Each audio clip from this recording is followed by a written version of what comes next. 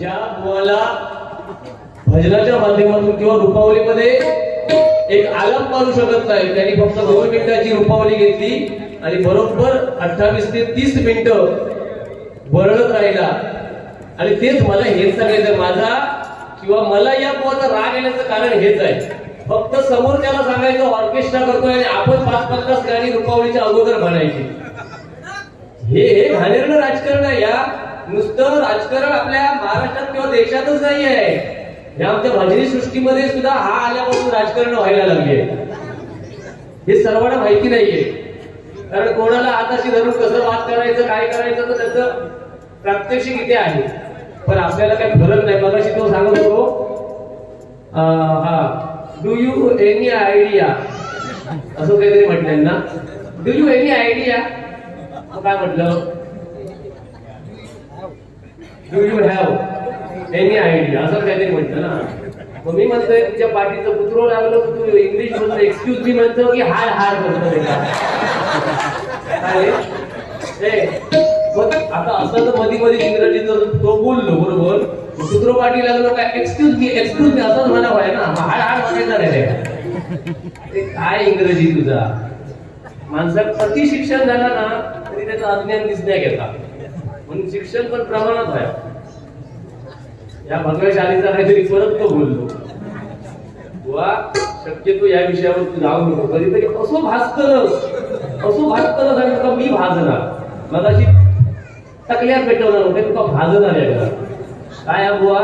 या शालूने जर मला शांत हवा दिली तर त्याचं काय चुक आहे? या भगव्या रंगाने जर हवा दिली तर, आणि मला अशी हवा तिची मिळाली ना बुवा, शांत वाटलं.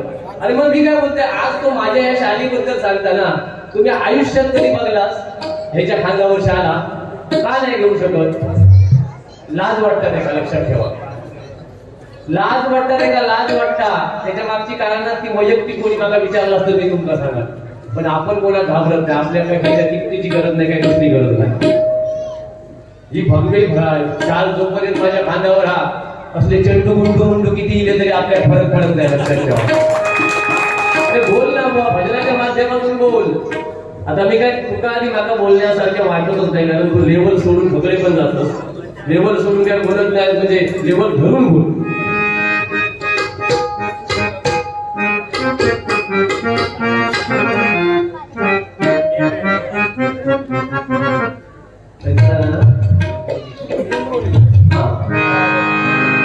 लिंबोनीच्या झाडामागे आपण बुवा हे गाणं म्हणते वेळी बाळ झोपलं पाहिजे. तुझ्या नावात रडात बाळ ते गाणी म्हणते काय फुलग्याचे माझा, तुझा विषय काय गाणी म्हणता?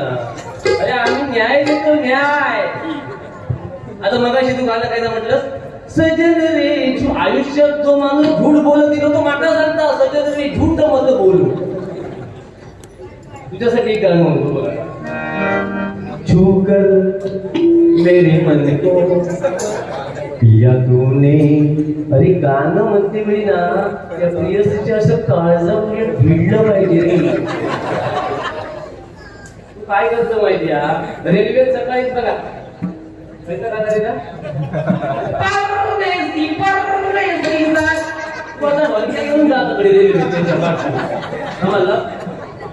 दुपारी छोटा वाटत ना तो, आता हनुमंतांचं मानत असत ना तो सांगा.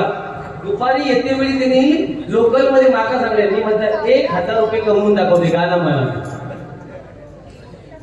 बोललंस की नाही तर सांग. तू म्हणता 1000 देशील की नाही ते सांग बक्षीस.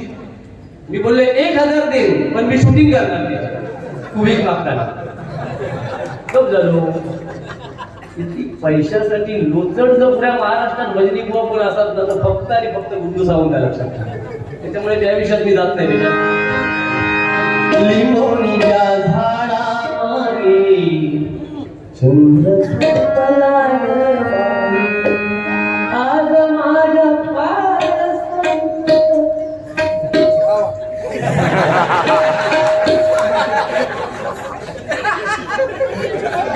मग काय काय मी जर आता भाई जर हे वरचे कपडेचं काढलंय लोक पण लाजा. असं काय नाही बुवा, तू हनुमंताच्या खाली आहेस म्हणून तुला हनुमंताचा अवतार म्हणजे एखाद्याचे विषय कसे खोडतात बघा. मला काय झाले, अरे बुवा हनुमान जयंती हा उद्या, हनुमान जयंती, आणि तू हनुमंताच्या काय हनुमंता गर्व झालो तो कसं तो सांगतो. निदान हनुमान जयंतीच्या मुहूर्तावर तरी असला काय सांगा नको रे. मगाशी सांगलं हनुमंता गर्व झालो एकेकाळी, निदान आज ह्या 2 दिवसात तरी बोला नको ना. मग मगाशी तू मागा काय सांगलं, काय करा खैच्या मधमाशीकडे, बरोबर बोललं ना, खैच्या मधमाशीकडे काय मध मागत गेली चिमणी, बरोबर ना. मग प्रभू रामचंद्रांनी एका खारीवर ना असं हात फिरवल्याने 3 बोटा उठली.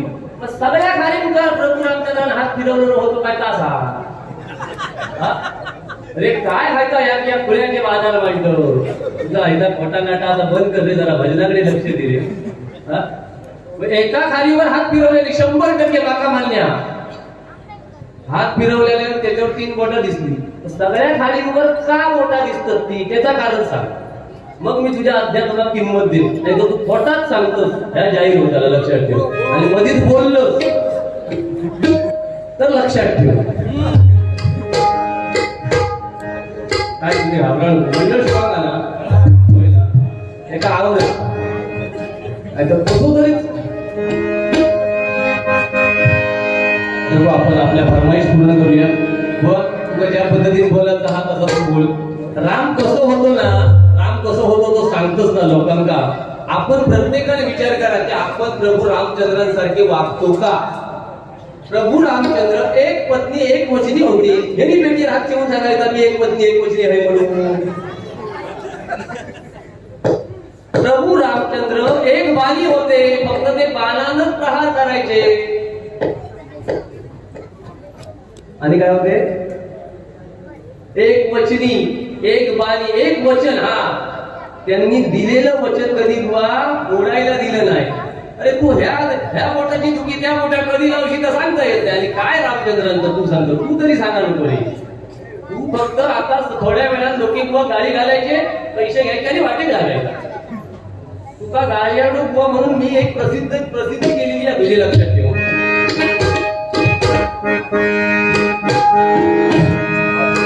या ठिकाणी सुधीरजी कलिंगल आपल्यातून निघून गेले. आम्हा 2 बुवांचे एकदम म्हणजे एकदम जवळचे मित्र. या गेल्या चतुर्थीला त्यांच्या गणपतीला आम्ही सिंगल भजन त्या ठिकाणी करून आलो. आणि सकाळी 8 वाजता ज्यावेळी सिंधुदुर्ग लाईव्हचा मला फोन आला बुवा, मी म्हटलं काय माहितीच नाही मला. आणि बघितलं मोबाईल उघडून तर माझ्या डोळ्यातून बरोबर पाणी आलं. एक स्टेजवर आल्यावर, आता तुम्हाला सांगायला नको 25 वर्ष इथे ते येत होते. स्टेजवर आल्यावर एक राजबिंडा व्यक्तिमत्व, कधी डबलवारीमध्ये आणि दशावतारामध्ये आणि कुठल्या लोककलेमध्ये भेदभाव न करणारं व्यक्तिमत्व म्हणजे आपले सुधीरजी कलिंगल म्हणते. आणि ते आपल्यातून निघून गेले. बुवा लंगार सुंदर सादर करतात, अर्थात विराटच्या जीवावर करतात, स्वतः नाही करत काय, पण ते सुंदर आहे. माझे गाव असलेले ते मरमार असते. पोवाडा थोडक्यात 2 ओळी सादर करतो.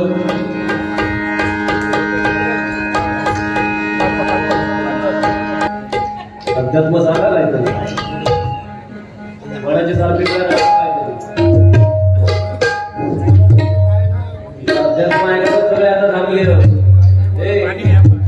काहीतरी सांग ह्याचा सांगे मोराचा पिस्ता कशी टाकी देत होतो तिचा वाटेल. हा तुला ग्रीप चांगली मिळता आता हे तुला ग्रीप चांगली मिळता. जर सांग मोर पिसा कशा टाकी देत होतो ती. तत्पूर्वी बाबासाहेब आंबेडकर यांच्यासाठी फक्त 2 ओळी म्हणतो. माझ्या भीमाच्या गावात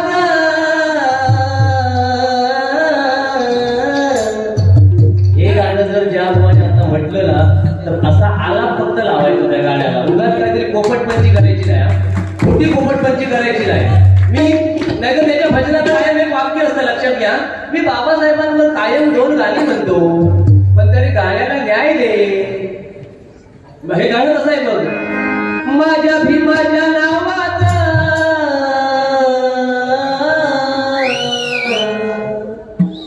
बघ जरा तुका जमत गॅसवर काढून घे. तुमच्या गल्लाटात नाही गॅसवर तुका लावायची. माझ्या भीमाच्या नावानं कुंकुला मिलन मान, कुंकुला मिलन मान, कुंकुला मिलन मान.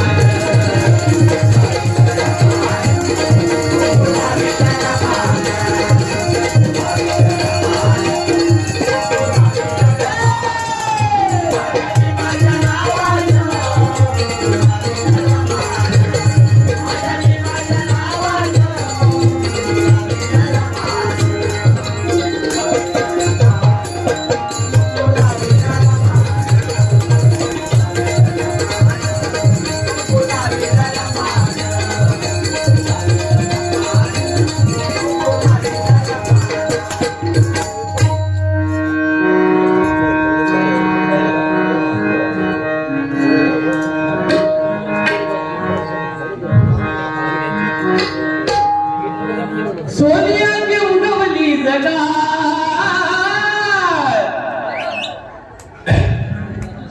नुसता एक लक्षात घ्या, आवाज मगाशी बोलायला सांगितलं की लोकेबुवाचा आवाज चांगला आहे. कधीच हे मला मान्यच नाहीये. आवाज प्रत्येक माझ्या भजनी बुवाचा चांगला आहे, लक्षात घ्या. फक्त त्या आवाजाला या दोन बुवांमध्ये वळण कसं लागावं हे महत्वाचं आहे. आवाज काय येतो पण काय, कावळ्याचा पण आवाज चांगलाच असतात. पण कोकिळ एकच आपण म्हणतो ना, कोकिळेचा आवाज छान आहे. आता कोकिळा गाताना आता कावळे पण बोमटाक लागले ना.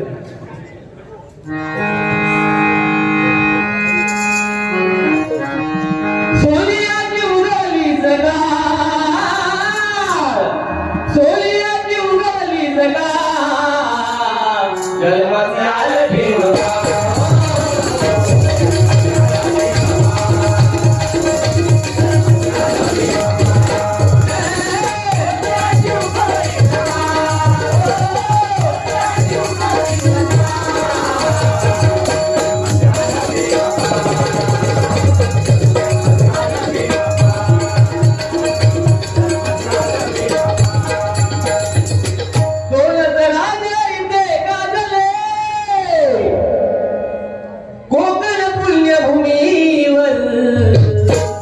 एक त्या रायगडावर मला हलवून कुमेर झाली गावलंच लागले. काय करत रे, काहीतरी धूप लावतात आणि आलं. तू कायच करू शकत नाही. आज जीवन ठेव कोण्या घालतात. फक्त आज तू कमी बोललोय पण नाही. आणि आज जर या म्हणजे बाबासाहेबांच्या गाल्यांक आणि छत्रपतींच्या आणि बाळासाहेबांच्या गाल्यांक ऑर्केस्ट्रा या बॉल मागल्या तर ह्याचा सकाळी उठून कोणी उद्यापासून तोंड मागायचं नाही, लक्षात ठेवा. सगळ्यांनी ठेवले फक्त गाडी घालतात. गाडी घातली तर युट्यूब वर सुद्धा ऐकलास माझा पैसाच घाला टाकायचा नाही, सांगायचं गाय घालतो होतो गोजला. पेशन्स गायकवाड यांच्याकडून 101 रुपयाचं बक्षीस आहे. धन्यवाद. कैलासवासी दिगंबर केसरकर यांच्या स्मरणार्थ चेतन केसरकर YouTube चॅनेल आणि आशिष केसरकर यांच्याकडून 101 रुपयाचं बक्षीस आहे. धन्यवाद.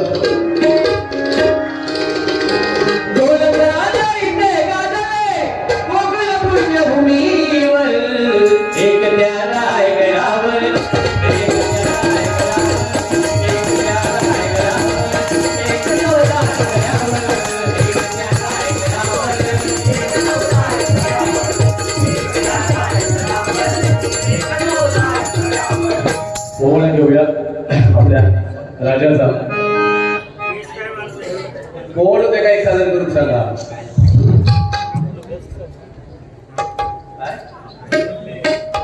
आधी आपल्या राजाचं गाणं, नंतर वल्ली वल्ली. त्या वल्लीनच माझी वाट लावली आता.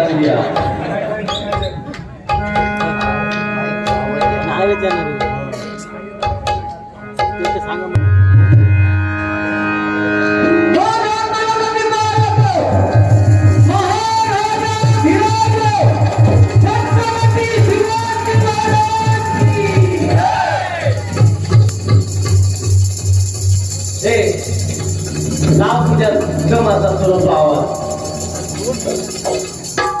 मग नुसतं भरला नको, भजन कर. अपुरा दे हो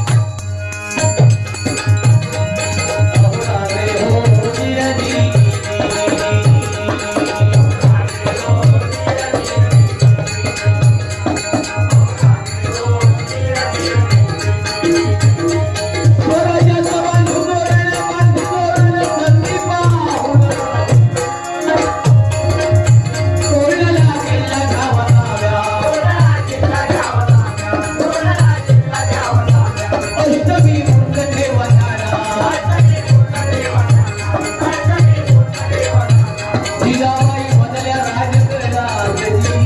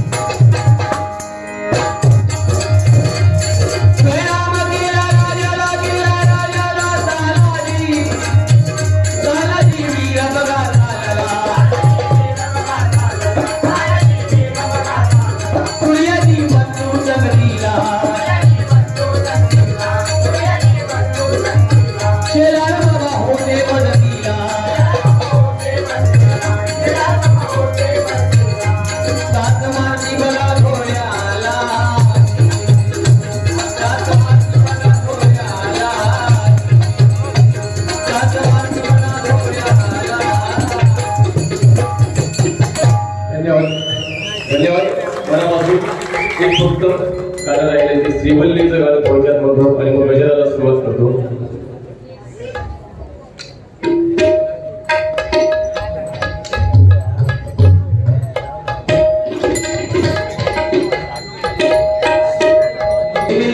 नजरों से नजरों को चुराए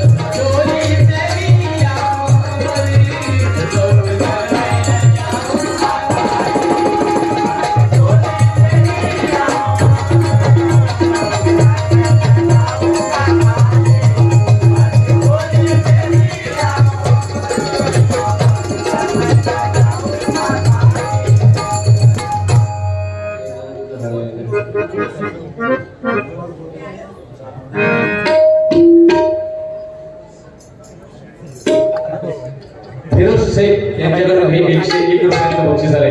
धन्यवाद धन्यवाद धन्यवाद.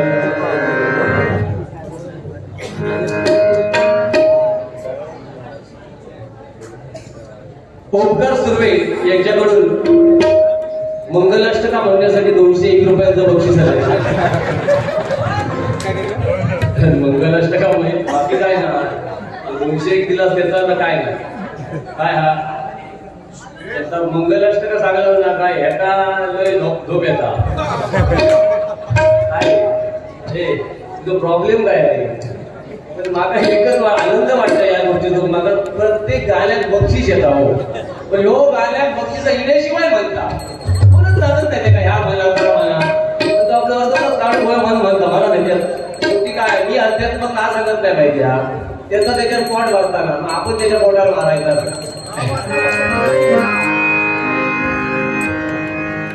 मंगलाष्टका म्हणते आधी जरा कृष्णा पवार भगवानची आठवण करते. कारण मी देवगडतो माझे कृष्णा पवार कुडाळचे ऍक्च्युली आठवण काढली पाहिजे होती कुडाळच्या कोण पण माता त्यांचा अभिमान आहे. लक्षात धन्यवाद. कृष्णा पवार मग तुम्ही जर माझ्या तरुणांचा हे विषय माहिती नसतात वयस्कर लोकांना सगळ्या माहिती आहे. तुम्ही कृष्णा पवार युट्यूबवर जाऊन ऐका. त्यांच्यासारखा गोड गळा त्या काळात आणि आजच्या बुवामध्ये पण कृष्णा पवार सारखा बुवा दुसरा होणे नाही हे माझं वैयक्तिक मत आहे. पण हे तरुण वर्गाने ऐका त्यांची कोरस कशी होती ती ऐका. कोरस त्यांना जी साथ द्यायची आणि हे ऐकलं पाहिजे मित्रांनो.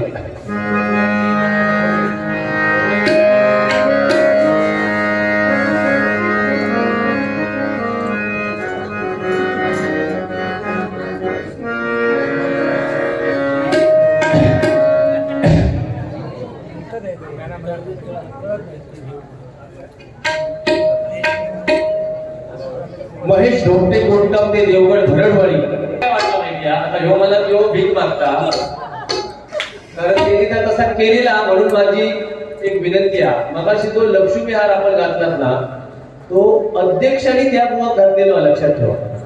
त्याच्यामुळे अध्यक्ष म्हटल्यावर मंडळाचे त्यांनी फुलना पाकळी दोन्ही बुवांचा समान न्याय देऊ या म्हणता तुम्ही असेल. बाकी कोणाचाही बक्षीस कसाही असू दे त्या बाबतीत मी बोलत नाही का 1,00,000 तो भजन रसिका तो कोणाचा पण हार घेऊ दे. पण मंडळाच्या अध्यक्ष जेव्हा हार घेऊन येतात तेव्हा दोन्ही बुवांका त्यांनी तो हार घालतो या मता तुम्ही असेल. तो याचा अर्थ मी भीक मागते असं नाही हा. कारण भीक मागा त्यांनी किती वेळा पैसे खाल्लेले आहेत माझ्या नावावर.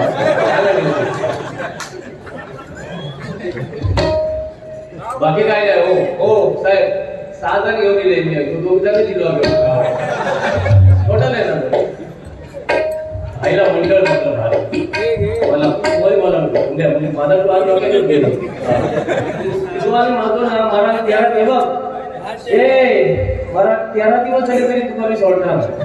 बाकी सगळ्या गोष्टी सेटलमेंट करीन मी सिंधुदुर्गात. मग तू अशी भीक किती वेळा मागलो युट्यूबवर बघा ना तुम्ही यांनी भीक किती वेळा मागले ना ती ते या काय नवीन नाही. अरे अरे हार इला तो माका विचार तुला आनंद झाला. अरे मी स्वतः हार घेऊन बुवा येताना तिकडून बघितलं आणि माझा कॅमेरा चालू केला आणि तू माका विचार करू. अरे जडक्या आता तुझं मूड दिसतो थांब झाला गजर घेऊन दे तुझं गजर चालू झालं ना तुझं मूड कळतो तुला. हा कैलासवासी नाना पेंटर यांच्या स्मरणार्थ काय नाव आहे कोण संजय घारीगावकर हा म्हणजे आमच्या भरडवाडीतले नाना त्यांनी सुद्धा माका त्यावेळी पक्वादाची साथ केलेली हा नानाने त्यांच्या पवित्र आत्म्यास चिर शांती नामो अशी भगवंताच्या चरणी प्रार्थना करतो आणि बक्षिसाचा स्वीकार करतो. गवळणी भेटायला चालू नको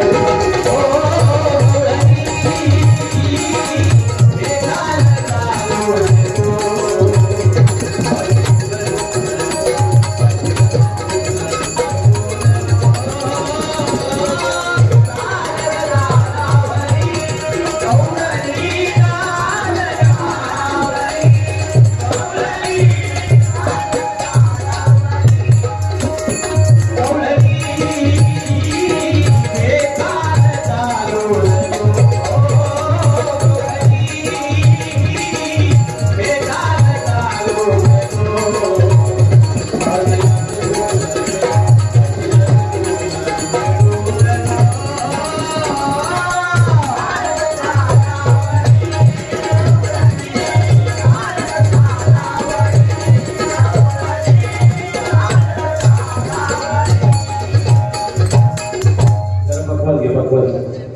सवारी एक आपला सवारी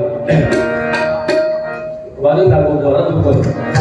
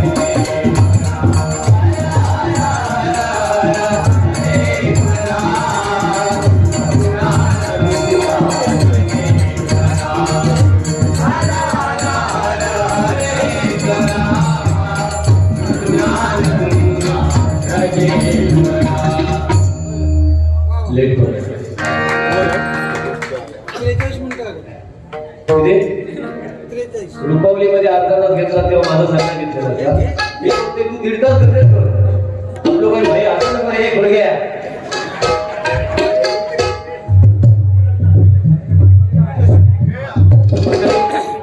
घेतो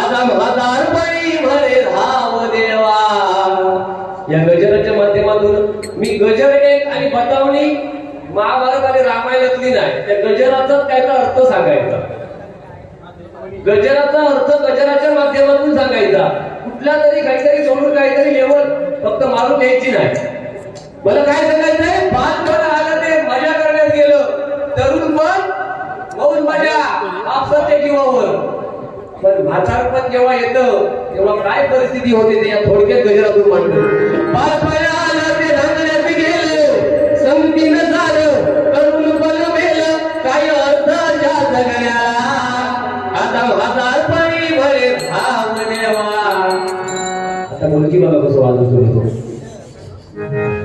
आता म्हातारपणी भरे भाव देवा सांभाळी तुम्ही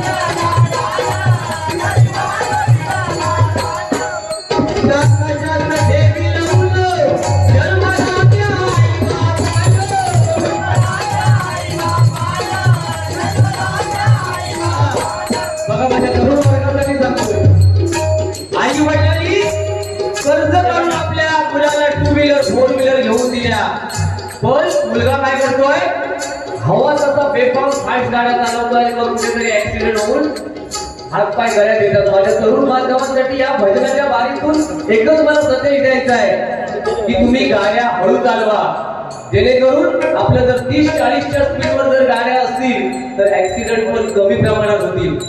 झालं तर पण आपण जेव्हा 80-90च्या वरती जेव्हा गाड्या चालवतो तेव्हा काय आपल्या शरीराची दैना होईल याचं प्रत्येक तरुणाने आत्मपरीक्षण करण्याची वेळ आहे. बापाला आपण म्हातारपणी पाणी देण्यासाठी मुलगा आपल्याला हवा असतो, म्हाताऱ्या आई वडिलांना म्हातारपणी पाणी देण्यासाठी मुलगा हवा असतो. पण अशा या मुलांच्या वागण्यामुळे या म्हाताऱ्या आई बापाला दुःख सहन करावं लागतं. मला या भजनाच्या माध्यमातून हेच सांगायचं आहे, आजकालचा तरुण आणि तरुणी 16-17 वर्ष झाली काय त्यांना घरात रेंज येत नाही, काहीतरी गच्चीवर जात. म्हणजे सगळ्याच मुलींबद्दल किंवा तरुणांबद्दल मला बोलायचा अधिकार नाहीये, पण मी जर बोलतोय ज्या मुली किंवा ज्या तरुणाला लागत त्यांनी सांगता येतो माझ्याबद्दलच बोलता. बघा त्या भगिनीच्या टाळ्या पडल्या आणि तिला ते पटलं मी जे सांगतोय तो. म्हणजे असं समाजाला आज हे सांगण्याचं गरज आहे. ज्या मुली या मार्गात विचारो बापूस तुमका 16-17 हजाराचा मोबाईल घेऊन देता आणि चिवडू काय करता, पण परत त्या बापसाकडे मोबाईल 800 रुपयाचो नोकियाचो 9 दाबल्यानंतर 10 बाहेर घेता, बरं नाही बाहेर गेलो तर पिनाच बाहेर काढता. पण आपली मुलगी समाजात ताट मानेने दिसली पाहिजे, आपला मुलगा समाजात ताट मानेने फिरला पाहिजे. पण हे मुली काय करतात, असे गावले ना झाकडू माकडू त्या लाल करणारे असे शाळेत रस्त्यावर दिसले ना, काय मोठो काला डुलबी घालतो परिसरीचं मरणात वाचतो काय नसता लक्षात ठेवा. हे शायनर असतात ना, हे भाड्यात पॅन्ट घेऊन गेलेले असतात जीन्सची. ते सत्यनारायणाच्या समोर जर वाकलेला दर्शन घेऊ तर पाश्चात्य सत्यनारायणाचं दर्शन घेऊ की त्याची पॅन्ट ढुंगणाच्या खाली पॅन्ट असतं. ते बागेत 1 रुपयाची कॉईन घेऊन गेलो तर त्यांचा विचार करतात हे कॉईन टाकायचे खोल. ही परिस्थिती आहे. म्हणून माझ्या भगिनींना माझ्या मुली समाज तुम्हाला, कारण मुलीचं काय दुःख असतं ते मुलीच्या बापालाच कळतं. चेंडू गुंडू चेंडूला त्यांना काय नाही करायचं लक्षात ठेवा. काय सांगू शकत नाही अशाबद्दल, आम्ही संतोष घेतातच एवढा. माझी भगिनींना विनंती आहे, आज मुलगी का नको असते बापाला असं मी म्हटल्यावर मागे एकदा जोगेश्वरी मला विचारू गेलो व आमच्या मुलींबद्दल आमची तक्रार नाही, पण माझं सुरुवातीकच वाक्य असा होता, ज्या मुली आई वडिलांच्या आज्ञेत आहेत त्यांच्याबद्दल मला बोलायचंच नाही. पण ज्या आई वडिलांचा तिरस्कार करतात किंवा हे शाहीर गावले असे ह्या बाजूचा 2 बाजूचा भाजरवत होता भय राजकारण. आणि माझ्या भगिनीला सांगते 17-18 वर्ष झाली की तळ हाताच्या फोडाप्रमाणे दुःखाचा सांभाळलेला असताना 18 वर्षात एका क्षणात परखी होतात आई वडील. आणि मग मैत्रिणी सांगतेली तू त्या ह्याच्या असेल पाहिजे तर नाक्यावर माझे कपडे घेऊन ये पळत जातले.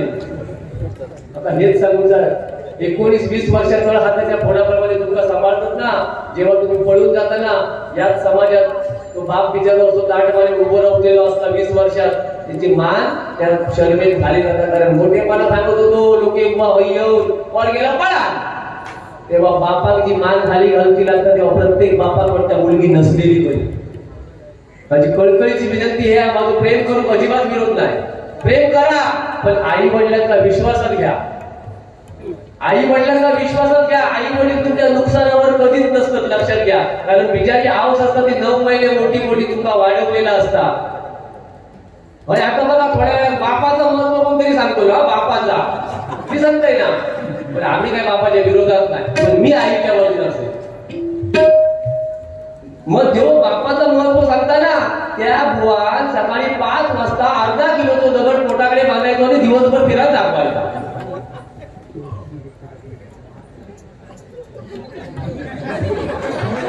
भारी म्हणजे काय गाडीच घर गोळी ह्याच्यात आता किती पेट्रोल होतो बघा. तर माझी भगिनीचा विनंती आहे, असं आई वडिलांचा विश्वासात घ्या. आई वडिलांना सांगा तो असो तरुण असा ते तो असो स्वभाव हा ते गिरवेस्ती हा, आई वडील तुमचा 100% विरोध करूचे नाही. आणि तुम्ही जेव्हा मंडपातून जातात ना लग्न करून मंडपात पळायला गेलास तर समाजात काय त्या आई वडिलांची किंमत नव्हती. जास्त त्रास तो बापा होता लक्षात ठेवा. आई तेवढं त्रास होत नाही. आई काय वर गेला काय आपला 2 दिवस बदल घेऊन रडते, पण आपसात समाजात फिरायला तो बघितलो वर गेला पळा माने खाली घालूचे लागतात मित्रांनो. पण तुम्ही जर मंडपातून गेलात, मुलगी जेव्हा मंडपातून जाता ना तेव्हा मंगलाष्टका लागता. बघा आता मी तरुण वर्ग माझून इलो हा, मी जणू 2 वर्ष लॉकडाऊन मध्ये राहिलो हा. लग्न होत नाही तू बदलले काय होत, कारण ते लोकांनी गुंडावर त्यांची तरी भांडणं ऐकायला जाऊया. त्यांच्यासाठी त्यांची लग्न रकाळली 35-40 त्यांची, त्यांच्यासाठी या फक्त लग्न मी म्हणतोय. मला ते निदान मानसिक समाधान त्यांना. बाकी काय म्हणते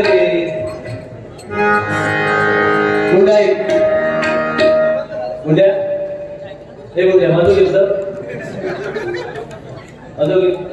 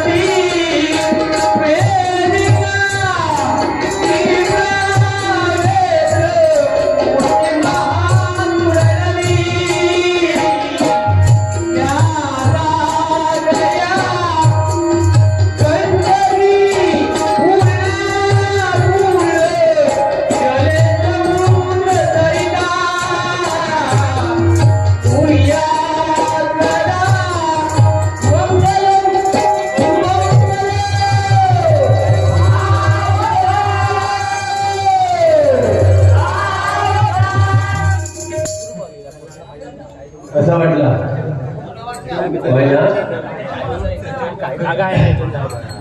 ठीक आहे, दुसऱ्याकडे बोलूया.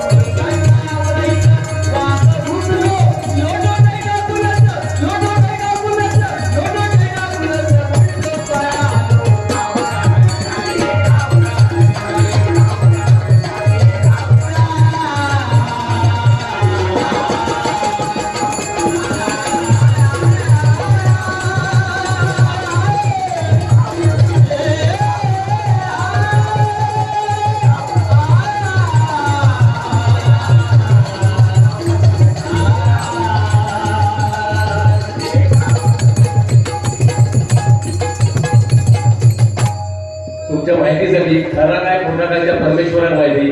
म्हणजे ह्या गाण्यात मी भजनात म्हणायला लागल्यापासून गाव गाता भजनीच्या प्रोड्युसरने मला फोन केले, खोटा नाही सांगत.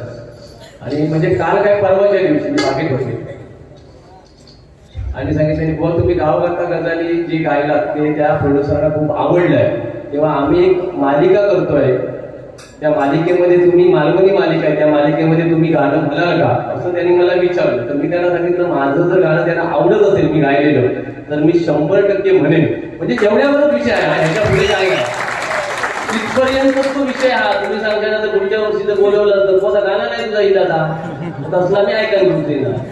प्राथमिक चर्चा आहे, नंतर मी गुंडू सावंत गोवाला मानधनाच्या वगैरे विषयात घेऊन जाणार आहे तिकडे, कारण आमच्या डबल वारीचे मानधन सुद्धा तेच ठरवतात. आपले फक्त वारी करणार मंडपात जाऊन, बाकी आपला विषय काय नाही.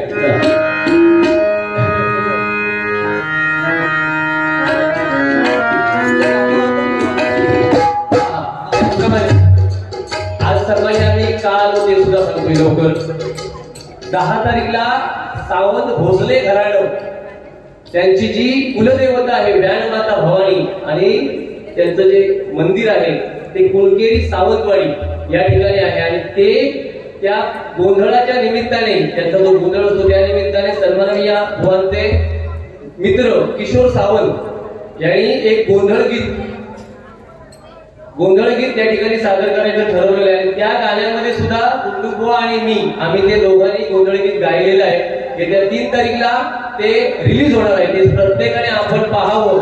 आमचा काय त्याच्यामध्ये स्वार्थ नाही, आम्ही एकही पैसा घेतलेला नाही. ते मी प्रेमाने सांगतोय आणि बुवा साक्ष आहे. फक्त मी बुवांच्या शब्दासाठी त्याच्यामध्ये भाग घेतलेला आहे. अर्थात आम्हाला सुद्धा कुठेतरी आता बुवा आता काय करणार आता मला वरचे स्टेज मिळायला लागतले. तू आता कोणा मागण्यात घेतलं आता वागते कोण पुजारी संदीप लोकांना गावात लागतं तुला आता नाही गावात आता पण लोवर धरलो बरोबर म्हणजे पुढे धरलो.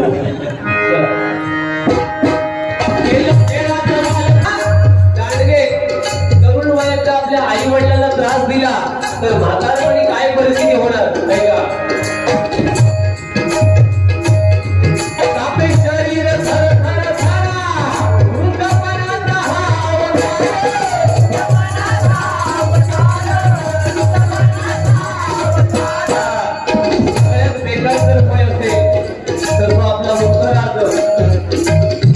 आपली जर पत्नी आपल्या शेवटपर्यंत असेल तर गोष्ट वेगळी आहे. पण आपण जर सुनेच्या हातात गेलो तर म्हातारपणी तुमच्याकडे कितीही पैसा असू दे सून ज्यावेळी आपल्या अंतरी समोर आणून ठेवतली तेव्हा आपल्या घास मिळतो. म्हणून तरुणपणात माझ्या तरुणाला हेच मला सांगायचं आहे. तरुणपणात आपल्या आई वडिलांची सेवा करा, परमेश्वराचं नामस्मरण करा. मित्रांनो कोरोना ही फक्त झलक आहे, अजून खूप संकट आपल्यावर येणार आहे. म्हणून परमेश्वराचं नामस्मरण आणि आपल्या आई वडिलांची सेवा जर आपण केली नाही तर या कलियुगात आपला तरुण पाहिजे. ऐका